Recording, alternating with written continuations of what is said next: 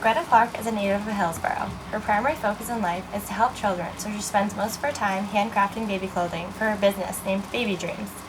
She does this at the Orange County Public Market on Saturday mornings. Part of the proceeds made from selling her clothing she donates to nonprofit organizations.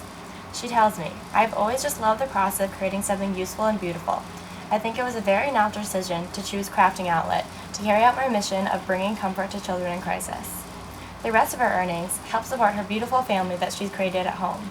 She lives with a loving husband and has a daughter and a son-in-law who have blessed her with a baby grandchild and news of another on the way. The week before she opened her stand at the market, Greta had some neighbors over to try on the clothing for the new season. Lily ran around at least 4 different outfits of Greta's that she loved. She twirls around to get her mother's attention in her new outfit.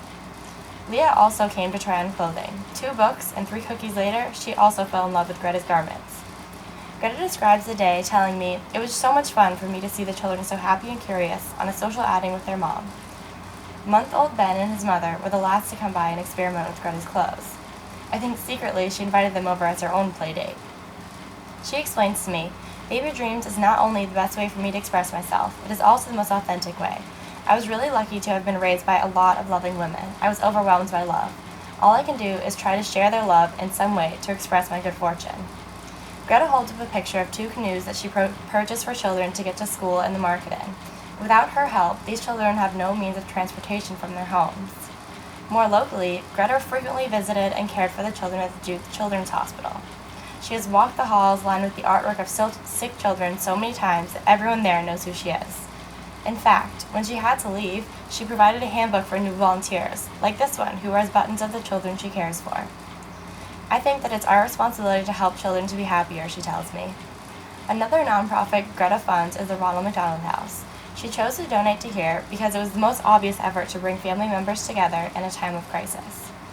Families from all over the world come to the shelter when their loved ones are being treated at the Duke Hospital. This house allows its inhabitants to relate to and comfort each other.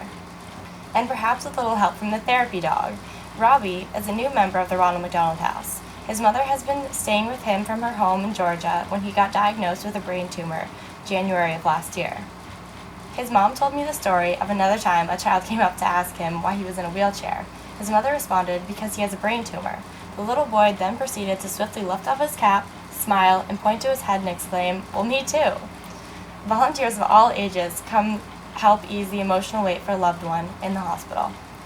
This volunteer reads about Adriana Perez. Adriana is almost 4 years old and has lived in the Ronald McDonald House almost all her life. She was diagnosed with Hurler syndrome in December of 2009, a condition that affects appearance, physical abilities, and even mental development. Adriana came to Duke University Hospital from Puerto Rico with her mother while they wait to receive an umbilical cord transplant. Her father and teenage brother never left Puerto Rico. However, they still come to visit here in North Carolina.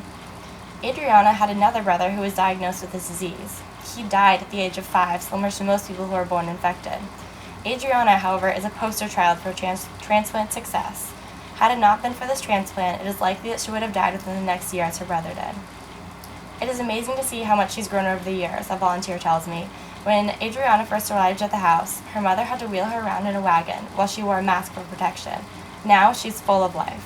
Once she fell and hurt her arm. Soon after, she bounded around and dragged the therapy around by the neck. Elmer has been living at the Ronald McDonald House too.